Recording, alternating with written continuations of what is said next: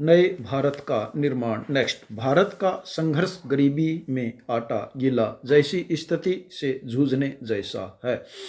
हमारे सामने अधिकांश पश्चिमी देश विकसित देशों की श्रेणी में आते हैं। नेक्स्ट, भारत विकसित नहीं है। नेक्स्ट, आर्थिक हालात कागजों में कुछ भी हों, हम विकासशील ही हैं। नेक्स्ट, कोरोना ने हमको व्यावहारिक दृष्टि से और भी पीछे धकेल दिया है। नेक्स्ट, आने वाले समय में तो नंगा क्या धोए क्या निचोड़े जैसे दिन काटने पड़ेंगे। नेक्स्ट, देश को नए सिरे से खड़ा होना पड़ेगा। नेक्स्ट, आज़ादी की जंग का जज्बा कुछ और ही था। नेक्स्ट, स्वतंत्रता के नाम पर जो स्वच्छंदता का, भ्रष्टाचार का, अंग्रेजियत का और राजनीतिक अराजकता का वातावरण बना, उसने स्वतंत्र भारत के सपनों को चूर चूर कर दिया।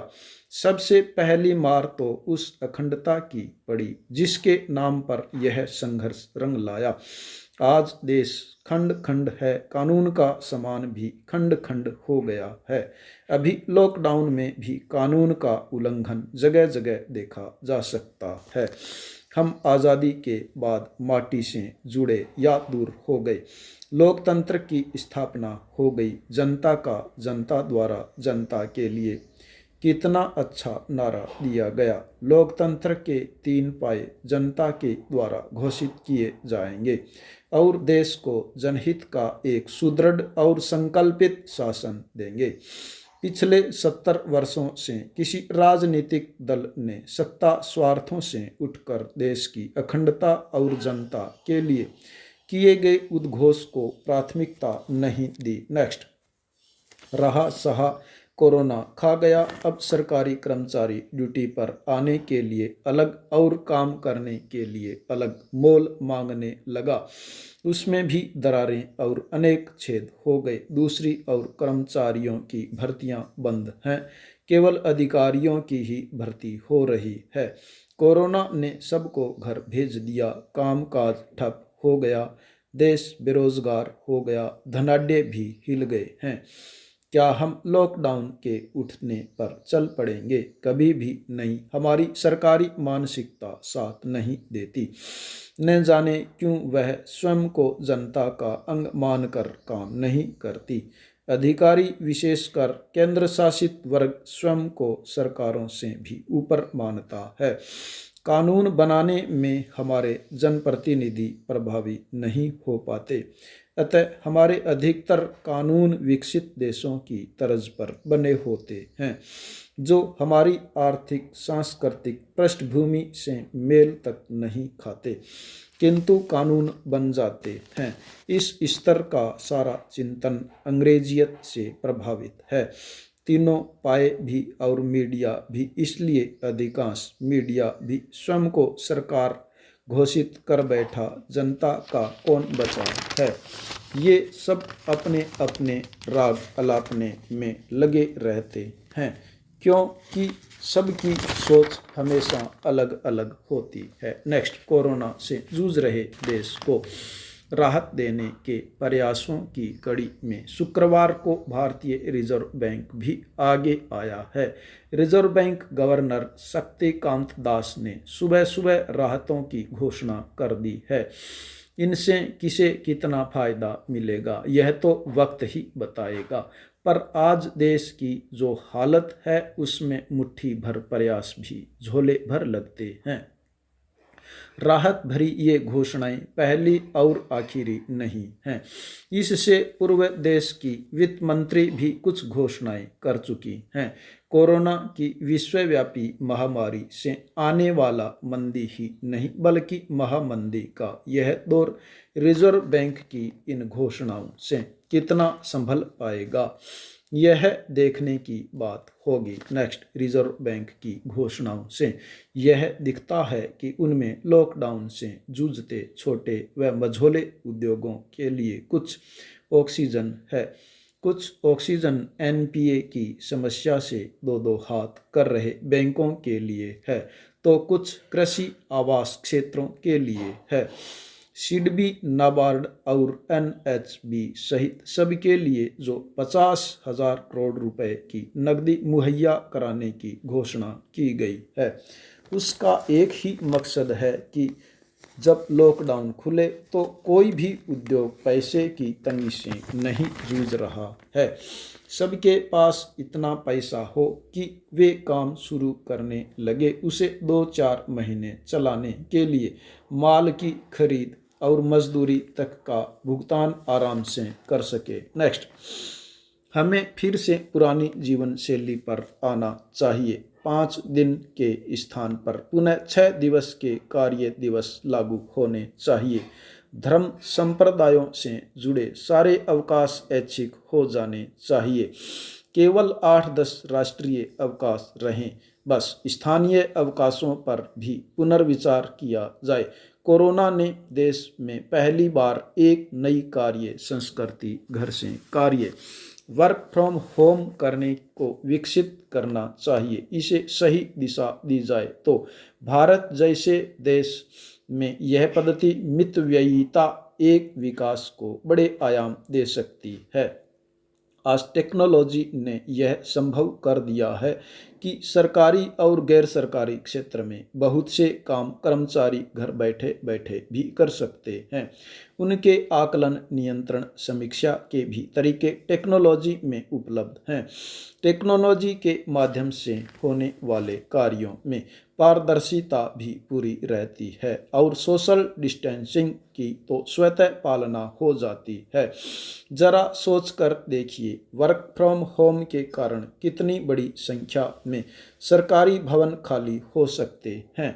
इन भवनों का उपयोग अस्पताल, स्कूल और अन्य जन सुविधाओं के लिए किया जा सकता है। दफ्तर आना जाना कम हो जाएगा तो सड़कों पर वाहनों की संख्या भी आधी से कम रह जाएगी, जिसका सीधा लाभ प्रदूषण मुक्ति के रूप में मिलेगा। विद्युत, ईंधन, जल जैसे आवश्यक संसाधनों की भी बचत होती है। इन सब से प्रकृति की शुद्धता भी बनी रहती है। लॉकडाउन के दौरान देश भर में प्रदूषण के स्तर में आई गिरावट इसका प्रमाण है। पत्रिका भास्कर के देश भर में फैले दफ्तरों में भी पिछले लगभग 1 महीने में वर्क फ्रॉम होम के माध्यम से अधिकांश कार्य सफलतापूर्वक संचालित हो रहे हैं। केंद्र सरकार के सामने एक स्पष्ट उदाहरण आया कि नेतृत्व यदि नियमित रूप से जनता को संबोधित करता है तो मुर्दा भी बोलने लगता है। अफसरों को भारतीय बनाने के लिए श्रम और शक्ति बहुत लगानी पड़ेगी, तब जाकर भारत पुनः भारतीय स्वरूप को प्राप्त हो सकेगा। लॉकडाउन खुलने का अर्थ होगा नया चिंतन, नई जीवन शैली तथा नई जागरूकता। खुलने की शुरुआत ही भीड़ भरे वातावरण में होने वाली है। मजदूरी, खेती, परिवहन, बाजार आदि सभी भीड़ के स्थान हैं। शहरी और ग्रामीण भीड़ में भी अंतर होगा। बसों में भीड़ और मंडियों में भीड़ में अंतर होता है। मंडियों में तो पशु भी होते हैं। ऐसा न हो लाल फीता शाही सारे अरमानों पर पानी फेर दे। अभी तक न सब जगह राशन ही पहुंच पाया, न ही मास्क। ऐसी कोई बात नहीं है, सब जगह मास्क है। लोग अपने गमछे का प्रयोग कर सकते हैं, चुन्नी, दुपट्टे आदि का प्रयोग करते हैं। राशन भी सब जगह पहुंचा हुआ है, कोई भूखा नहीं सो रहा है। राजनीति का दबाव जैसा चित्तौड़गढ़ में नजर आया। विधायक विधुड़ी की कार का चालान किया। ये सब दिखावेबाजी हैं।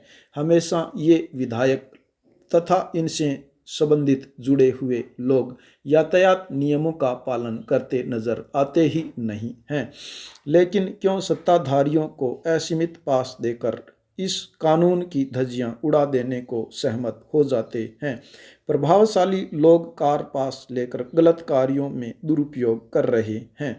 गरीबों को तो बिना पहचान राशन तक नहीं दिया जाता, भले ही भूखे मर जाए। क्या टेस्ट करने और सभी चिंतित तथा चिन्हित रोगियों को अस्पताल उपलब्ध हो सकेंगे?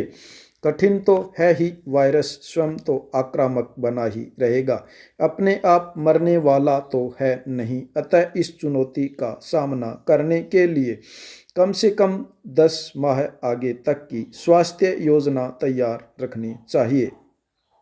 निर्णय ठोक बजाकर ही लिए जाएं। पूरे देश को तब तक एकजुट रहना अनिवार्य है जब तक आश्वस्त न हो जाएं कि हाँ, अब कोरोना मर गया। स्वास्थ्य कर्मियों, वॉरियर्स को भी इसका मिलाकर पूरा ध्यान रखना चाहिए। विशेषज्ञों का कहना है कि यह वायरस बैक्टीरिया से कम हानिकारक है, किंतु पकड़ में आने तक हमारी कोशिकाओं, सेल्स को बड़ा नुकसान पहुंचा देता है, जिसको पुनः ठीक नहीं किया जा सकता। इसके प्रतिफल में नामक अति वेग से हानि पहुंचा देता है, जो इन्फेक्शन से भी अधिक होती है, जबकि सारी चिकित्सा इन्फेक्शन को दूर करने के लिए ही की जाती है। भारत में सार्वजनिक अनुशासन एवं शिक्षा का अभाव भी नकारा नहीं जा सकता। लॉकडाउन हटने की प्रक्रिया गंभीर प्रशासनिक हाथों में ही रहनी चाहिए।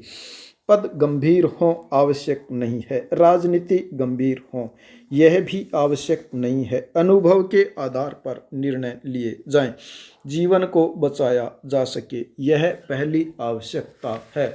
ना कोई फैक्ट्री बंद हो और न ही इस आधार पर किसी की नौकरी जाए। बूस्टर डोज काम आए और धंधा रोजगार चल निकले तो अर्थव्यवस्था भी खड़ी हो सकती है, लेकिन ऐसा करना बहुत मेहनत कश होता है। सोचने में यह जितना आसान लगता है, वाकई में यह उतना ही नहीं। इसमें दो राय नहीं कि इससे छोटे और मंझोले उद्योगों को वर्किंग कैपिटल मिल जाएगी। असल सवाल तो मांग का है। क्या लॉकडाउन के दौर में नौकरी व मजदूरी पर संकट के माहौल से पीड़ित करोड़ों लोग एक साथ खरीदारी के मूड में आ पाएंगे? क्या उद्योगों की तरह उन्हें वर्किंग कैपिटल के रूप में इस दौर का पूरा वेतन या मजदूरी मिल जाएगी? क्या उनकी नौकरियां सुरक्षित रह पाएंगी? बड़ा सवाल यह है, लेकिन इसको समझना भी बहुत आसान है। सरकारी वर्किंग कैपिटल के जरिए अपने उद्योगों को चलाने में कामयाब भी हो गए तब भी मांग कहाँ जाएगी? एशिया की सबसे बड़ी झोंपड़पट्टी धारावी का हाल कोरोना ने बेहाल कर रखा है। लॉकडाउन के चलते लोग घरों में बंद हैं, रोजगार के कोई साधन नहीं हैं। ऐसे में भूख और तंगी से जीवन संकट में आने लगा है। बाहर पुलिस का डंडा और अंदर भूख का फंडा। धारावी के लोग करें तो भी क्या करें? ये ऐसी धारावी मंडियां भारत देश में बहुत हैं, लेकिन सबसे पहली बात है जान है तो जहान है। ये सब चलता रहता है। मनुष्य बचेगा तो अर्थव्यवस्था भी सुधरेगी। यदि अमेरिका अन्य देशों की तरह वहाँ पर कब्रिस्तान में रखने को मुर्दों के लिए जगह नहीं, वो स्थिति यदि कल्पना करो इस देश में आती तो आपको जीडीपी याद आती।